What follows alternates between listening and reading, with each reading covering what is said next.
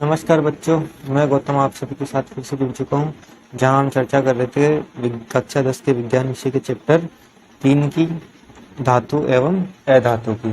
ठीक है, इसी की चर्चा में हम आगे चलते हुए एक बार तो अपन पहले का देख लेते हैं कि कल अब तक अपन ने क्या क्या पढ़ लिया है।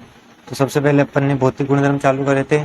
तो धातु क्या होते हैं ये सब अपन ने देखा था। Iron, copper, aluminium, magnesium, sodium, ये सारे एग्जाम्पल है धातु के। फिर अपन ने देखा था कि भौतिक गुणधर्मों में सबसे पहले अघातवर्धनीयता आती है। फिर अपन ने तन्यता देखा था, सोना सबसे ज्यादा तन्य धातु होता है, ये भी अपन ने देखा था। फिर अगली बात अपन ने करी थी कि जितनी भी धातु होती है वो उष्मा और विद्युत की क्या होती है, बहुत अच्छी चालक होती है। लेकिन मरकरी धातु होती है वो भी क्या होती है, कुचालक होती है। जबकि सबसे अच्छे चालक कौन से होते हैं, सिल्वर और कॉपर। ठीक है, किसके, विद्युत की बात अपन कर रहे हैं। ठीक, फिर पीवीसी क्या होता है, पॉलीवाइनिल क्लोराइड होता है। फिर अपन देखते हैं कि धातुओं में कौन सा गुण पाया जाता है, ध्वनिक का। फिर कुछ धातुओं के प्रकार एग्जाम्पल देखे थे अपन ने, जैसे कार्बन, सल्फर, आयोडीन, ऑक्सीजन, ये हाइड्रोजन, ये सारे क्या होते हैं, अधातु। मतलब जितनी भी गैसें होती है वो सारी क्या होती है, अधातु होती है। फिर यहाँ से जहाँ से क्वेश्चन बन सकते थे वो थे कुछ 3-4 अपवाद, जिसमें से पहला था मरकरी। मरकरी को छोड़कर जितनी भी धातुएं होती है वो सारी क्या पाई जाती है, कमरे पर ठोस अवस्था में पाई जाती है। फिर अपन देखते हैं सीजियम और गैलियम क्या होते हैं, इनका गलनांक बहुत कम होता है। ठीक है, जबकि धातुओं का गलनांक क्या होता है, बहुत अधिक होता है बच्चों। ठीक है, ये आपको याद रखना। फिर आगे अधातु क्या होती है, चमकीली नहीं होती, जबकि आयोडीन अधातु होती हुई भी चमकीली होती है। फिर कुछ कार्बन के अपर रूप देखे थे, हीरा और ग्रेफाइट, दोनों ही क्या है, कार्बन के अपर रूप है, मतलब अधातु है। और अधातु होते हुए भी ये क्या करते हैं, विपरीत गुण प्रदर्शित करते हैं। जैसे हीरा तो क्या है, प्रकृति में बहुत ही कठोर अवस्था में उपस्थित होता है, और जो ग्रेफाइट होता है वो विद्युत का क्या करता है, चालन करता है। फिर अपन ने कुछ ऐसे धातु देखे थे जो क्या होते हैं, मुलायम, जबकि जितनी भी धातु होती है वो सारी क्या होती है, कठोर। तो सोडियम, लिथियम और पोटेशियम क्या होते हैं बच्चों, मुलायम होते हैं और इनको चाकू से भी काटा जा सकता है। फिर आगे अपन ने चर्चा करी थी कि धातुओं के रासायनिक गुणधर्म कौन कौन से होते हैं। उनमें अपन ने देखा था भाई, जितनी धातु वायु के साथ क्या करती है, अभिक्रिया करती है, और अभिक्रिया करके अपन को क्या देती है, धात्विक ऑक्साइड। और उसके साथ में जब इसी धात्विक ऑक्साइड की अभिक्रिया सामान्यतः नहीं होती जल के साथ, लेकिन जब भी होती है तो अपन को क्या प्राप्त होता है, धात्विक हाइड्रोक्साइड प्राप्त होता है। ठीक है, फिर कुछ एग्जांपल देखे थे कॉपर के साथ, फिर एल्यूमिनियम के साथ। फिर अपन ने उभयधर्मी ऑक्साइड देखा था। अब कुछ अपन ने देखा था भाई, कुछ जितने भी धात्विक ऑक्साइड होते हैं वो सारे अम्ल के साथ अभिक्रिया करते हैं, क्षार के साथ अभिक्रिया नहीं करते। लेकिन कुछ ऐसे धात्विक ऑक्साइड होते हैं जो अम्ल और क्षार दोनों के साथ अभिक्रिया करते हैं। तो जब वो कौन कौन से हैं, उनको अपन बोलते क्या है, उभयधर्मी ऑक्साइड। और वो होते कौन कौन से, 3 ऐसे मैंने बताए थे, एल्यूमिनियम, जिंक और बेरिलियम। बेरिलियम आपके काम का नहीं है, एल्यूमिनियम और जिंक है। एल्यूमिनियम की आपको अभिक्रिया दे रखी है तो ये आपको याद रखनी है। ठीक है, तो एल्यूमिनियम HCl के साथ क्रिया करके क्या देगा, लवण और जल देगा। वैसे ही क्षार के साथ अभिक्रिया करके भी क्या देगा, लवण और जल देगा, ये आपको याद रखना है। फिर अपन ने देखा था भाई, जितनी भी धातु होती है वो अलग अलग प्रकार से क्रिया करती है, किसके साथ, ऑक्सीजन के साथ या वायु के साथ। तो सबसे तेज अभिक्रिया करती है पोटेशियम और सोडियम। कुछ ऐसी होती है जो मध्यम रूप से अभिक्रिया करती है, जैसे मैग्नीशियम हुआ, एल्यूमिनियम हुआ, जिंक, लेड, ये सारी क्या करती है, ऑक्सीजन के साथ क्रिया करके अपने ऊपर परत चढ़ा लेती है। उसी परत को अपन क्या बोलते हैं, ऑक्साइड की परत अलग अलग धातुओं पर। और इसी प्रक्रिया को अपन क्या बोलते हैं, एनोडीकरण। और अपन एक एनोडीकरण का देखेंगे, वो है किसके साथ, एल्यूमिनियम की परत, एल्यूमिनियम के ऊपर एल्यूमिनियम ऑक्साइड की परत चढ़ना क्या कहलाती है, एनोडीकरण कहलाती है। इसके लिए मैंने आपको कल परसों 2 दिन से बता ही रहा हूँ क्या होता है, एल्यूमिनियम का एनोड लेते हैं। क्वेश्चन आ सकता है 1 नंबर में कि एनोडीकरण प्रक्रिया में कौन से धातु का एनोड लेना होता है। ठीक है, तो एल्यूमिनियम का अपन लेते हैं, या जिस धातु का एनोडीकरण करता है उसका अपन करना होता है, उसका क्या लेते हैं, एनोड लेते हैं। ठीक है, बाकी कैथोड उपस्थित होता है। कोई भी अपन कोई भी विलयन ले सकते हैं अम्ल का। ठीक है, तो H2SO4 अपन ने अम्ल ले लिया। जल इसके अंदर है तो जल टूटेगा तो H2 के अंदर टूटेगा और O2 के अंदर टूटेगा। O2 जाके एल्यूमिनियम से चिपकेगा और एल्यूमिनियम ऑक्साइड की परत चढ़ा लेगा। फिर उसका उपयोग अपन रंग कर बहुत ही आकर्षक वस्तुएं बना सकते हैं। तो ये भी क्वेश्चन आ सकता है उपयोग में। ठीक है, फिर ये यहाँ पे देखा था, सोडियम बहुत अधिक अभिक्रियाशील होता है, मैग्नीशियम बहुत कम अभिक्रिया करता है ऑक्सीजन के साथ। फिर अपने आयरन, कॉपर, लेड, ये सारे क्या करते हैं, इनकी अभिक्रियाशीलता का पता ही नहीं चलता क्योंकि ये बहुत कम अभिक्रिया करते हैं। क्योंकि बताया था मैंने, जो आयरन मतलब लोहे को अपन कितना भी गर्म कर लो कोई फर्क ही नहीं पड़ेगा, वैसा का वैसे ही रहेगा। कॉपर को अपन गर्म करेंगे तो काला पड़ जाएगा, लेकिन इतनी ज्यादा अभिक्रिया होगी नहीं। फिर लेड की अभिक्रिया होती नहीं इतनी ज्यादा। फिर अपन देखते हैं कि जितनी भी धातु होती है वो जल के साथ किस प्रकार से क्रिया करती है। इसके लिए मैंने एक चार्ट बना रखा है, वो देख लेते हैं अपन। तो ये रहा। ठीक है, ये क्या है भाई, धातु होगी, ये किसके साथ अभिक्रिया कर रही है, जल के साथ अभिक्रिया करेगी। तो देखो क्या क्या होता है, एक धातुएं जल के साथ तीन प्रकार से अभिक्रिया करती है। एक तो ठंडे जल के साथ करती है, फिर करेगी गर्म जल के साथ, और फिर करेगी भाप के साथ, और कुछ होगी जो अभिक्रिया करती नहीं है। तो सबसे पहले ठंडे जल के साथ जो अभिक्रिया करती है वो पोटेशियम और सोडियम, और एक होती है कैल्शियम। लेकिन पोटेशियम सोडियम बहुत तेज अभिक्रिया करती है, जिससे निकलने वाला हाइड्रोजन क्या होता है, वो भी जल जाता है।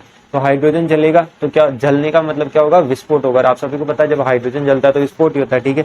फिर उसके बाद में कैल्शियम होता है, वो बहुत धीमी अभिक्रिया करता है, धीमी अभिक्रिया करते करते जल के ऊपर तैरने लग जाता है, क्योंकि हाइड्रोजन गैस के जो बुलबुले निकलते हैं वो उस कैल्शियम को क्या कर देते हैं, सतह के ऊपर लेके आ जाते हैं, ठीक है। ये मैंने चित्र भी बताया था आपको कल, ठीक है।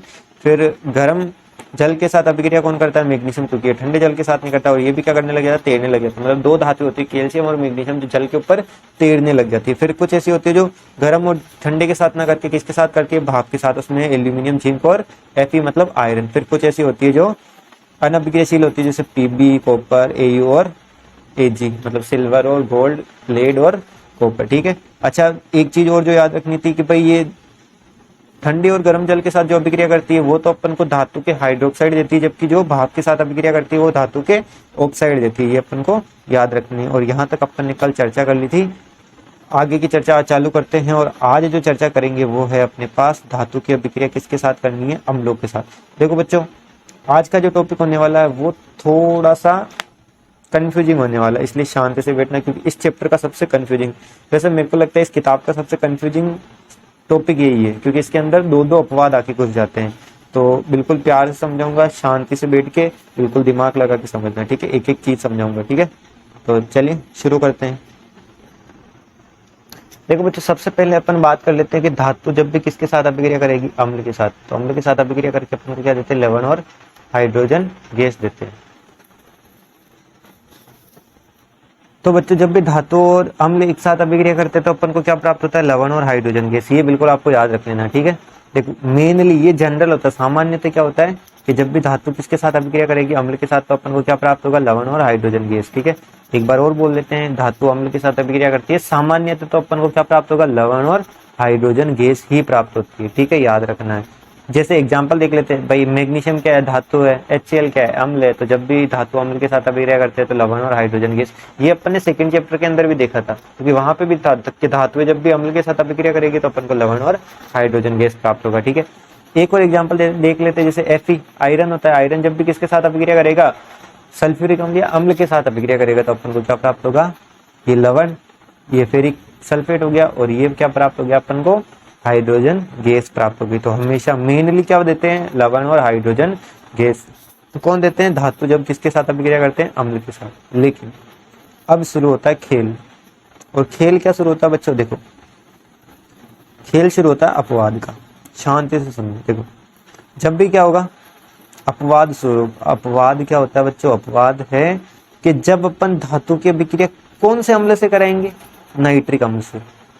अब देखो, चेंज कौन हुआ है, जितने भी अम्ल होंगे ना, जितने भी, वो सब क्या देंगे, लवण और हाइड्रोजन गैस। कोई टेंशन की बात नहीं। सामान्यतः जब भी अपन दिमाग में एक चीज फिट हो गई, क्या फिट हो गई, कि अपन जब भी धातु की अभिक्रिया अम्ल से कराएंगे तो लवण और हाइड्रोजन गैस प्राप्त होगी। कोई दिक्कत नहीं है, याद हो गया भाई, आराम से याद हो गया।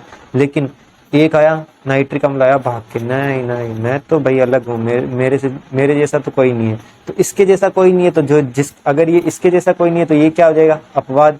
और अपवाद स्वरूप ये क्या करता है कि जितनी भी धातु होती है ना, जितनी भी धातुएं, उन सब के साथ क्रिया करता है, और क्या देता है, लवण, और क्या दे देगा, जल। हाइड्रोजन गैस ना देके क्या दे देगा, जल दे देगा। पहला क्या था बच्चों, कि जितनी भी धातुएं सामान्यतः क्या देगी, धातुएं जल अम्ल के साथ क्रिया करती है, लवण और हाइड्रोजन गैस देगी, ठीक है, कोई दिक्कत नहीं, याद हो गया भाई, धातुएं अम्ल, लवण और हाइड्रोजन गैस। लेकिन एक आया कौन, एक था भाई नाइट्रिक अम्ल, अलग से आया, इसने बोला भाई मैं तो चेंज करूंगा, मेरे नहीं जमती ये सारी। तो फिर इसने क्या बोला कि मैं जब भी धातु के साथ अभिक्रिया करूंगा ना, तो मैं तो दूंगा लवण और जल, क्योंकि इसको पानी बहुत पसंद था। तो नाइट्रिक अम्ल क्या देने लग गया, जल देने लग गया। क्या देने लग गया, जल। किसके साथ अभिक्रिया करके, धातु के साथ। फिर से बोल रहा हूँ, धातु अम्ल के साथ अभिक्रिया करके लवण और हाइड्रोजन गैस देते हैं, लेकिन अपवाद स्वरूप कौन, नाइट्रिक अम्ल किससे अभिक्रिया करता है, धातु के साथ अभिक्रिया करता है, तो अपन को क्या मिलता है, लवण और जल प्राप्त होता है। देखो लवण तो सब जगह प्राप्त होगा, नो टेंशन प्राप्त होगा, लवण प्राप्त ही होना है, कुछ भी हो जाओ बोले। चेंज कौन होगा, या तो हाइड्रोजन गैस प्राप्त होगी या जल प्राप्त होगा, इतना बिल्कुल आसान है, ठीक है। तो जब भी धातु अम्ल से अभिक्रिया करेंगे लवण और लवण और हाइड्रोजन गैस देंगे, लेकिन जब भी धातु नाइट्रिक अम्ल के साथ अभिक्रिया करेंगे, और नाइट्रिक अम्ल का फॉर्मूला नीचे लिख रखा है HNO3, तो जब भी नाइट्रिक अम्ल के साथ अभिक्रिया करेंगे तो लवण और जल प्राप्त होंगे। अब देखो बता तो दिया मैंने कि लवण और जल प्राप्त होंगे, लेकिन जल प्राप्त होने का कारण क्या है। देखो बच्चों यहाँ पे लिख भी रखा है कारण वारण सारी चीजें लिख रखा है कि जो प्रबल ऑक्सीकारक होता है, कौन होता है प्रबल ऑक्सीकारक, ये HNO3। ये HNO3 क्या होता है, प्रबल ऑक्सीकारक होता है। प्रबल ऑक्सीकारक का मतलब क्या होता है ये समझ लेते हैं एक बार, ठीक है। देखो प्रबल ऑक्सीकारक का मतलब होता है कि बात क्या करते हैं अपन, कि कोई भी धातु होगी उसके साथ में अपन को किसको मिलाएंगे, HNO3 को मिलाएंगे, तो अपन को क्या प्राप्त होगा, एक तो प्राप्त होगा लवण, और साथ में क्या प्राप्त होगा, H2O। और अपन ने बोला HNO3 क्या होता है, प्रबल ऑक्सीकारक,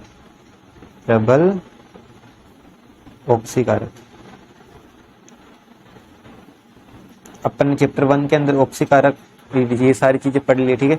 ऑक्सीकारक का मतलब होता है कि जो अधिक से अधिक किसको प्रदान करे, ऑक्सीजन को निकाल देता है, ये बाहर किधर कर देता है, ऑक्सीजन को आउट कर देता है, बहुत ज्यादा क्या करता है, कर देता है, ऑक्सीजन को बाहर निकाल देता है, उसी को अपन क्या बोलते हैं, ऑक्सीकारक। क्योंकि अपन ने चैप्टर 1 में देखा था ना कि दो चीजें हैं, एक तो है ऑक्सीकरण और एक होता है ऑक्सीकारक। मैंने बहुत अच्छे से समझाया है वीडियो के अंदर, आप जाके देख सकते हैं उनको, ठीक है। या मैंने बता रखा है, वैसे शायद वीडियो में नहीं समझा रखा तो दे रखा है, पिछले साल की वीडियो होगी उसमें देख लेना आप, मेरे इसमें जाके देख लेना, चैप्टर 1 की बना रखी है बहुत शानदार से। तो ऑक्सीकारक और ऑक्सीकरण होता है। देखो ऑक्सीकरण क्या करता है, ऑक्सीजन को ग्रहण करेगा, क्या करेगा, ये तो अपने पास बुलाएगा। लेकिन जो भी ऑक्सीकारक होता है ना, वो क्या बोलेगा, भाई भगाओ यहाँ पे, मेरे को ऑक्सीजन नहीं चाहिए। ऑक्सीकरण क्या करता है, ऑक्सीजन को पास बुलाता है, जबकि ऑक्सीकारक क्या करते हैं, ऑक्सीजन को दूर भगाते हैं खुद से, ठीक है। तो जब भी अपन ऑक्सीकरण की बात करेंगे तो पास बुलाएंगे, ऑक्सीकारक की बात करेंगे तो दूर भगाएंगे। तो ये आपको याद रखना है, ऑक्सीकरण और ऑक्सीकारक में अंतर आपको पता चल गया है। तो बात क्या कर रहे हैं भाई, प्रबल ऑक्सीकारक है, प्रबल ऑक्सीकारक है, तो ये क्या करेगा, ऑक्सीजन को भगाएगा, और ऑक्सीजन को भगाएगा तो अपन को क्या प्राप्त होगा, देखो जैसे ऑक्सीजन को भगाएगा ही, तो ऑक्सीजन को भगाएगा तो अपने क्या समझ में आ रहा है कि ये लो भाई, एक हाइड्रोजन है, HNO3 है, तो ये एक एग्जाम्पल से समझ लेते हैं अपन, ठीक है। ऐसा आपको समझ में आएगा नहीं। जैसे मैंने ले लिया मैग्नीशियम, मैग्नीशियम नहीं लेते अपन, ले लेते हैं तो कैल्शियम ले लेते, ठीक है।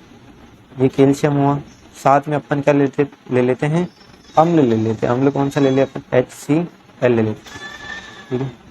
फिर जब ये क्रिया करेगा तो कैल्शियम क्लोराइड प्राप्त होगा, साथ में क्या अपन को प्राप्त होगा, H2। जनरल फॉर्मूला तो यही कहता है, क्या प्राप्त होगा कि भाई यही प्राप्त होगा, जनरल फॉर्मूले के अनुसार तो यही प्राप्त होगा, कोई दिक्कत नहीं है। लेकिन अब इसके अंदर हो क्या रहा है, देखो यहाँ पे टूटता है ये हाइड्रोजन टूटता है H+ के अंदर, और ये जो क्लोरीन टूटता है वो Cl- के अंदर, ठीक है। तो ये Cl- किसको अट्रैक्ट करेगा, या Cl- किसके पास जाएगा, कैल्शियम के पास जाएगा, तभी तो अभिक्रिया होगी बच्चों। और कैल्शियम की संयोजकता कितनी होती है, 2 होती है, ये मैंने आपको पढ़ा रखा है। कैल्शियम की संयोजकता कितनी होती है, 2 होती है, और ये 2 किसके पास जाके जुड़ेगा, Cl के पास, तो ये CaCl2। और इसकी संयोजकता 1 होती है, ये 1 किसके पास जाएगा, कैल्शियम के पास, तो CaCl2 सूत्र बन जाएगा, ठीक है। और ये हाइड्रोजन अकेला बचेगा, और हाइड्रोजन कभी भी अकेला नहीं रहता, हाइड्रोजन खुद के अणु के साथ क्या बना लेता है, क्रिया करके, और H2 बना लेता है। हमेशा ध्यान रखना, जब भी आप हाइड्रोजन को पढ़ते हो तो द्विपरमाणु ही पढ़ते हो, मतलब हाइड्रोजन के नीचे क्या लगा हुआ होगा, 2 लगा हुआ होगा, ठीक है।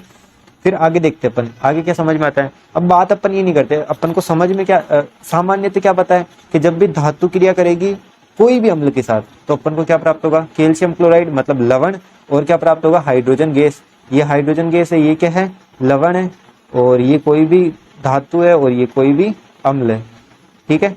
तो ये सब अभिक्रिया करके जनरल फॉर्म में तो यही देंगे। लेकिन अब आता है अपवाद, और अपवाद आके क्या करता है बच्चों, तो बच्चों सामान्यतः जब भी धातु अम्ल के साथ क्रिया करते हैं तो अपन को क्या प्राप्त होता है, ये धातु जब भी सामान्यतः अम्ल के साथ अभिक्रिया करेंगे तो अपन को लवण और हाइड्रोजन गैस प्राप्त होगा। अब देखो अपन समझ क्या रहे थे कि भाई धातु जब भी नाइट्रिक अम्ल के साथ अभिक्रिया करते हैं तो लवण हाइड्रो H2O, और साथ में एक और चीज देते हैं, जो ये NO3 है ना भाई, NO3 और NO2 है ना, ये क्या करेंगे, ये टूटेंगे, इनके ऑक्साइड देंगे, जैसे या तो NO2 प्राप्त हो जाएगा या N2O प्राप्त हो जाएगा, या फिर अपन को क्या प्राप्त हो जाएगा, NO प्राप्त हो जाएगा। ठीक है, तो ये भी आपको याद रखना है।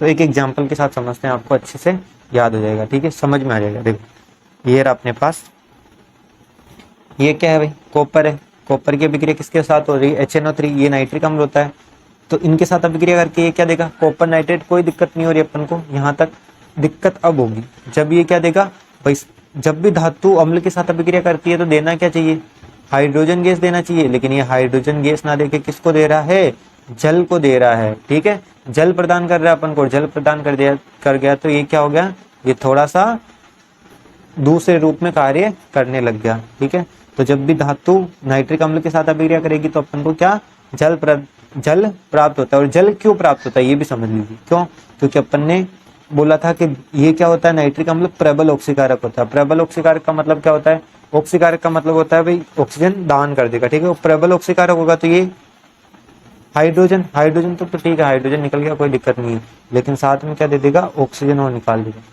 तो जब भी ये नाइट्रिक अम्ल अभिक्रिया करेगा तो अपन को क्या देगा, जल देगा। और जल देने का एक सबसे महत्वपूर्ण कारक है कि ये हाइड्रोजन के साथ में और किसको निकाल देता है, ऑक्सीजन को। क्यों, क्योंकि ये प्रबल ऑक्सीकारक होता है। जब ऑक्सीजन और हाइड्रोजन मिलेंगे तो ये किसका निर्माण करेगा, H2O का निर्माण करेगा। और ये अलग से जो ऑक्सीजन निकलता है ना, यही कारण होता है कि ये हाइड्रोजन गैस ना देके किसका निर्माण कराता है, जल का निर्माण कराता है। अब देखो बच्चे, ये बचा हुआ जो NO है वो या तो NO2 दे देगा, या NO दे देगा, या N2O दे देगा, क्योंकि एक ऑक्सीजन तो हाइड्रोजन लेके भाग गया, बचे कितने, दो ही तो ऑक्सीजन बचे हुए। अब ये या तो N2O देगा, या NO देगा, या NO2 देगा। ठीक है, और इस वाली अभिक्रिया में अपन को क्या मिल रहा है, NO मिल रहा है। तो इस प्रकार से आपको समझ में आ गया होगा कि जब भी कॉपर या कोई भी धातु किसके साथ अभिक्रिया करेगा, नाइट्रिक अम्ल के साथ अभिक्रिया करेगा, तो अपन को लवण प्राप्त होगा, साथ में क्या प्राप्त होगा, हाइड्रोजन ना प्राप्त होगी, क्या प्राप्त होगा, जल प्राप्त होगा। और साथ में कोई भी ये नाइट्रोजन के साथ में ऑक्सीजन का कोई भी, जैसे नाइट्रस ऑक्साइड या नाइट्रोजन डाइऑक्साइड प्राप्त हो जाएगा। ठीक है, तो बच्चों एक बार इसी चीज को अपन किसके अंदर देख लेते हैं, किताब के अंदर देख लेते हैं। ठीक है, तो देखो ये रहा आपकी किताब में, क्या कर रहे हैं अपन भाई, चालू ही क्या टॉपिक करा था अपन ने, करा था कि क्या होता है जब धातु किसके साथ अभिक्रिया करेगी, अम्ल के साथ। और जब भी धातु अम्ल के साथ अभिक्रिया करती है तो अपन को क्या प्राप्त होता है, लवण और हाइड्रोजन गैस सामान्यतः। इन्होंने भी लिखा है कि जब भी धातुएं अम्ल के साथ अभिक्रिया करती है तो संगत लवण तथा हाइड्रोजन गैस देती है सामान्यतः। लेकिन एक्सेप्शनल केसेस आते हैं, अपवाद स्वरूप कुछ ऐसे अम्ल होते हैं जो क्या करते हैं, अपन को क्या दे देते हैं, उल्टा पुल्टा काम करने लग जाते हैं। ठीक है, देखो एक बार इसको देख लेते हैं जो अभी तक अपन ने पढ़ा है। तो पहली चीज क्या थी भाई, तन्नो हाइड्रोक्लोरिक अम्ल के साथ मैग्नीशियम और इन सबकी अभिक्रिया कराएंगे तो अपन को क्या प्राप्त होगा, मैग्नीशियम और एल्यूमिनियम। मैग्नीशियम को छोड़ो अभी, क्योंकि मैग्नीशियम का भी एक अपवाद और बचा। मैंने क्या बोला था, ये अपन कंफ्यूजन करने वाला, अभी तो एक ही अपवाद पढ़ा है अपन ने, दूसरा अपवाद अभी बाकी है। ठीक है, तो एक बार फिर से समझ रहे हैं अपन कि सामान्यतः अपन को क्या देगा भाई, जब भी अभिक्रिया कराएंगे तो एल्यूमिनियम, जिंक, आयरन, ये सारे जब भी अभिक्रिया करेंगे तो अपन को क्या प्राप्त होता है, क्या प्राप्त होता है, हाइड्रोजन गैस प्राप्त होती है। क्या प्राप्त होगी, हाइड्रोजन गैस प्राप्त होगी। लेकिन जैसे अपन किसको लेके आ जाएंगे, ये रहा कि जब धातुएं होती है ना, नाइट्रिक अम्ल के साथ अभिक्रिया करेगी तो अपन को क्या प्राप्त होगा, हाइड्रोजन गैस उत्सर्जित नहीं होती है, इसकी जगह अपन को क्या प्राप्त होता है, ये रहा यहाँ पे लिखा हुआ इन्होंने कि जल प्राप्त होता है। क्या प्राप्त होता है, जल। इन्होंने लिखा नहीं है लेकिन अपन को क्या प्राप्त होता है, जल प्राप्त होता है। और साथ में NO2, NO और N2O प्राप्त होता है। क्यों प्राप्त होता है ये भी इन्होंने लिखा है, क्योंकि HNO3 क्या होता है, प्रबल ऑक्सीकारक होता है, और प्रबल ऑक्सीकारक होने के कारण H2 के साथ में किसको और प्रदान करेगा, ऑक्सीजन को। और ऑक्सीजन और हाइड्रोजन का तो बहुत जबरदस्त बॉन्ड होता है, और ये बॉन्ड बना के बहुत अच्छे दोस्त है भाई, दोनों हाइड्रोजन और ऑक्सीजन दोस्त होते हैं। तो दोस्त तो एक साथ ही रहेंगे, तो हाइड्रोजन जैसे ऑक्सीजन को देखेगा तो भागते भागते हाई येलो करने जाएगा, हाई येलो करेगा तो दोनों एक साथ हाई येलो करेंगे, तो क्या किसका निर्माण कर देंगे, जल का निर्माण कर देंगे। ये आपको याद रखना है। लेकिन अब आता है तीसरा अपवाद, या इसी के अंदर अपवाद के अंदर एक और अपवाद, अपवाद के अंदर एक और अपवाद क्या आता है बच्चों, देखो एक बार फिर से एक बार देख लेते हैं अपन कि अभी तक क्या देखा है अपन, क्या देखा बच्चों, कि जब भी अपन क्या करते हैं धातु अम्ल के साथ, देखो इतनी बार इसलिए बोल रहा हूँ क्योंकि आप सभी को याद हो जाएगा, इतनी बार बात करेंगे तो जब भी धातु अम्ल के साथ क्रिया करेंगे लवण हाइड्रोजन गैस, कोई दिक्कत नहीं, याद हो गया। फिर अपन ने बोला कि भाई अपवाद आएगा तो उसको भी याद रख लेंगे, कोई दिक्कत नहीं है, याद रखने की जरूरत है नहीं क्योंकि अपन ने समझ लिया है कि जब भी धातु नाइट्रिक अम्ल के साथ, सामान्यतः अम्लों के साथ तो लवण हाइड्रोजन गैस, लेकिन नाइट्रिक अम्ल के साथ क्रिया करेगी तो लवण और जल प्राप्त होगा, कोई दिक्कत नहीं है, ये भी याद हो गया। अब नाइट्रिक अम्ल से जल क्यों प्राप्त होता है, इसका कारण भी अपन ने देख लिया, क्यों प्राप्त होता है, क्योंकि प्रबल ऑक्सीकारक होता है और प्रबल ऑक्सीकारक होने के कारण हाइड्रोजन, प्रबल ऑक्सीकारक होने के कारण क्या देगा, ये ऑक्सीजन देगा और ऑक्सीजन हाइड्रोजन के साथ क्रिया करके किसका निर्माण कर लेगा, जल का निर्माण कर लेगा। ठीक है, फिर एक छोटी सी चीज अपन को और याद रखनी थी कि भाई इनके साथ में और भी एक दो चीजें प्राप्त होगी, वो क्या प्राप्त होगी, क्योंकि HNO3 है तो इसमें से एक O निकला और H के साथ क्रिया करी तो H2O बन गया, बाकी N और O तो बचा हुआ है ना, वो क्या बनाएंगे, या तो NO2 या N2O या NO बनाएंगे। ठीक है, अब अपवाद के अंदर एक और अपवाद आ जाता है, क्या अपवाद आ जाता है भाई, अपवाद यही आता है कि जब भी क्या होगा, अपवाद का अपवाद। ठीक है, तो बहुत कंफ्यूजिंग है लेकिन बहुत अच्छे तरीके से पढ़ा रहा हूँ आपको, तो या तो ऐसे समझ में आ जाएगा, बस नो टेंशन थे। जब अपवाद का अपवाद अपन देखेंगे तो क्या है, जितनी भी धातुएं थी अम्ल के साथ अभिक्रिया करेगी, धातु और लवण और हाइड्रोजन गैस क्या प्राप्त होगा, जितनी भी धातुएं अम्ल के साथ अभिक्रिया, लवण और हाइड्रोजन गैस, जितनी भी धातुएं नाइट्रिक अम्ल के साथ तो लवण और जल, साथ में N2O, NO और NO2 प्राप्त होगा। लेकिन मैग्नीशियम और मैग्नीज, ये मैग्नीज होता है Mn और मैग्नीशियम होता है Mg। ठीक है, तो मैग्नीशियम और मैग्नीज दो ऐसी धातु होती है जिनके साथ अभिक्रिया करके HNO3 क्या देगा, लवण और फिर से हाइड्रोजन गैस देगा। ठीक है, तो ये भी आपको याद रख लेना है कि ये जो क्या होता है भाई, ये मैग्नीशियम होता है और मैग्नीज होता है, इनके साथ नाइट्रिक अम्ल अभिक्रिया करता है तो अपन को लवण और हाइड्रोजन गैस ही प्राप्त होता है। आपको याद रखना है, इतना ज़्यादा टेंशन लेने की जरूरत नहीं है क्योंकि एक बार में बहुत ही सही तरीके से आपको एक जगह सारी चीज़ें लिख के बता देता हूँ। देखो, पहली बात अपन ने क्या सीखी थी कि जब भी कोई धातु होगा साथ में अपने पास क्या होगा, कोई भी अम्ल होगा तो क्रिया करेंगे, सामान्यतः अपन को क्या प्राप्त होगा, लवण प्राप्त होगा और साथ में हाइड्रोजन गैस प्राप्त होगी। तो इसका अपने पास आ गया था अपवाद। क्या अपवाद आ गया था बच्चों, कि जब भी धातु होगी और नाइट्रिक अम्ल होगा, सॉरी H2O नहीं है, HNO3 है, क्या है HNO3, तो अपन को क्या प्राप्त होगा, लवण प्राप्त होगा और साथ में क्या प्राप्त होगा, H2O और उसके साथ में NO या N2O या NO2 प्राप्त होगा। ठीक है, फिर इस अपवाद का एक और अपवाद आ जाएगा, कोई दिक्कत नहीं है, वो भी याद है। क्या याद है भाई, धातुएं इस बार चेंज हो रही, देख एक बार तो क्या चेंज हो गया, अम्ल चेंज हो गया और दूसरी बार कौन चेंज हो गया, धातुएं कौन सी रह गई, मैग्नीशियम और मैग्नीज। जब ये अम्ल किसी भी अम्ल के साथ नहीं, किसकी बात कर रहे हैं, HNO3 की, तो ये जब HNO3 के साथ अभिक्रिया करेगी तो अपन को क्या प्राप्त होगा, ये देगा अपन को, एक तो देगा लवण और साथ में क्या देगा, हाइड्रोजन गैस फिर से। ठीक है, तो तीन आपको याद रखनी है, धातु, अम्ल, लवण और हाइड्रोजन गैस सामान्यतः। अपवाद स्वरूप जितनी भी धातुएं होगी HNO3 के साथ अभिक्रिया करके लवण और हाइड्रोजन गैस नहीं देकर क्या देगी, जल देगी, फिर और साथ में NO, N2O और NO2 देगी। फिर अपवाद स्वरूप एक और अपवाद आ जाता है, अपवाद के अंदर भाई धातुओं में भी तो फिक्स कर आ सकता है ना भाई, जैसे देखो HNO3 अम्लों में क्या बोला कि भाई मैं अलग रहूंगा, उसी प्रकार धातुओं ने भी बोला अच्छा तू अलग रहेगा, तो इसमें से भी इन्होंने कुछ लड़ने के लिए निकाल दिया योद्धा। क्या योद्धा निकाले, मैग्नीशियम और मैग्नीज, बोला तू अलग है तो हम भी अलग लेके आ जाएंगे, तो मैग्नीशियम और मैग्नीज आए, इन्होंने बोला कि मैं तुम्हारे HNO3 के साथ अभिक्रिया करके किसको प्रदान करूंगा, हाइड्रोजन गैस को प्रदान करूंगा। तो ये अपन को याद हो गया है। ठीक है बच्चों, और आज का जो लास्ट टॉपिक बचा हुआ है उसका नाम है एक्वारेजिया, बिल्कुल छोटा सा टॉपिक है, अपन देख लेते हैं। अच्छा उससे पहले किताब में देख लेते हैं जो अपन को एक बार पढ़ना है। देखो यहाँ तक तो अपन ने देख लिया कि ये सारी चीजें अपन को प्राप्त होती है। एक क्वेश्चन बन के आता है यहाँ से, वो क्वेश्चन भी लिख लेना आप कि जब धातु होती है HNO3 से क्रिया कर H2O यानी जल क्यों प्रदान करती है। ये क्वेश्चन है बहुत शानदार वाला, ये आपको याद रखना है। ठीक है, ये क्वेश्चन पूछा जा सकता है, पूछा भी गया है, इसलिए लिखा है कि जब भी धातुएं नाइट्रिक अम्ल से अभिक्रिया करती है तो जल क्यों प्रदान करती है? क्यों प्रदान करती है? क्योंकि नाइट्रिक अम्ल क्या होता है? प्रबल ऑक्सीकारक होता है, इसलिए अपन को क्या प्राप्त होता है? जल प्राप्त होता है। ठीक है, उसके बाद में फिर देखो आगे क्या है सीन के भाई, जब भी देखो यहाँ से कुछ इतना ज्यादा है नहीं काम का, ये कुछ भी काम का नहीं है आपको, तो आपको याद रखनी है केवल ये क्या, ये परीक्षा में पूछा गया एक बार कि भाई अभिक्रियाशीलता इस क्रम में घटती है किनकी? भाई सबसे ज्यादा अभिक्रियाशील देखिए इन चारों में से, ये सीधा सीधा पूछ लिया था, मैग्नीशियम, एल्यूमिनियम, जिंक और Fe वाला। तो आपको ये याद रखना है, सबसे ज्यादा कम अभिक्रियाशीलता मैग्नीशियम, फिर एल्यूमिनियम, फिर जिंक और फिर Fe। सॉरी, सबसे ज्यादा, फिर कम, फिर कम, फिर कम, इस प्रकार से। ठीक है, तो आपको ये याद रखना है। ठीक है, बाकी तो कुछ है नहीं। और लास्ट एंड फाइनल आज का जो टॉपिक है वो है एक्वारेजिया। एक्वारेजिया आप सभी को पता होगा, इसका नाम क्या है भाई? रॉयल जल, इसको बोलते देखो बोल रहे हैं एक्वारेजिया।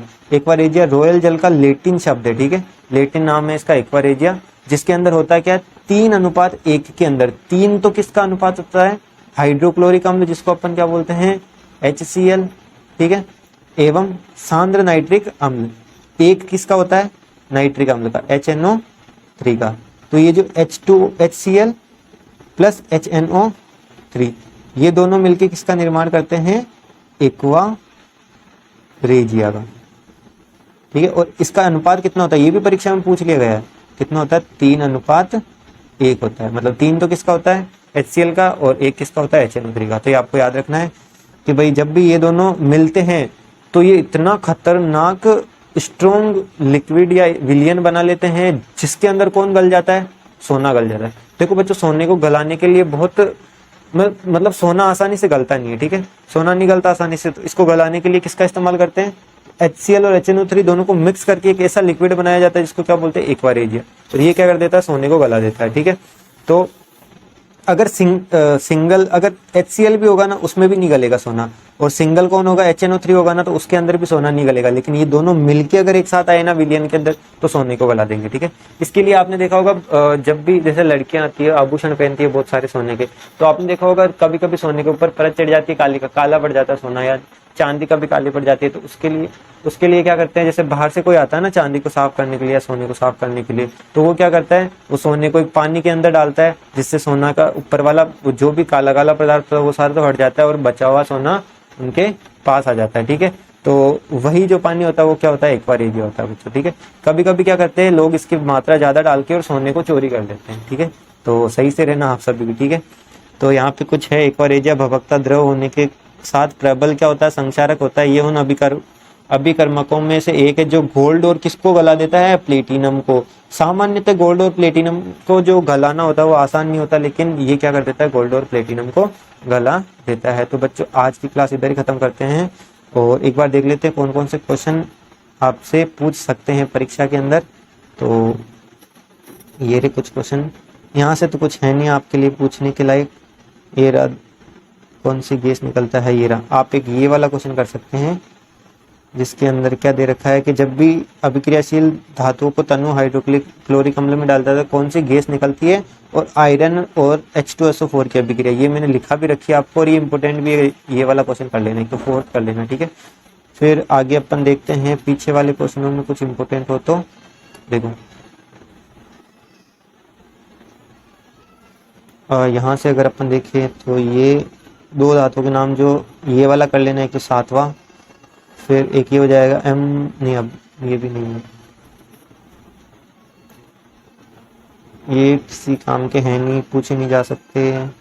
ऑक्सीजन के साथ ये मैंने बता ही दिया है आभूषण बनाने के लिए।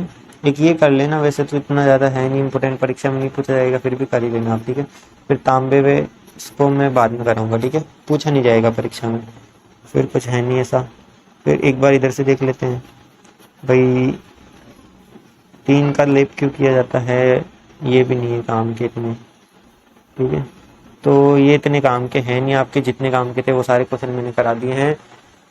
आशा करता हूँ सारी चीज़ें आपको नहीं समझ में आता, फिर से आप पूछ सकते हैं, नो टेंशन। ठीक है, बस अपनी पढ़ाई पे फोकस करें, सारी चीज़ें आपको मैं भेजता रहूँगा, और बिल्कुल गारंटी लेके कहता हूँ इससे बाहर परीक्षा में सवाल जाएंगे नहीं। ठीक है, तो आप अच्छे से पढ़ते रहें। ओके, कल मिलते हैं इसी के साथ। ठीक है।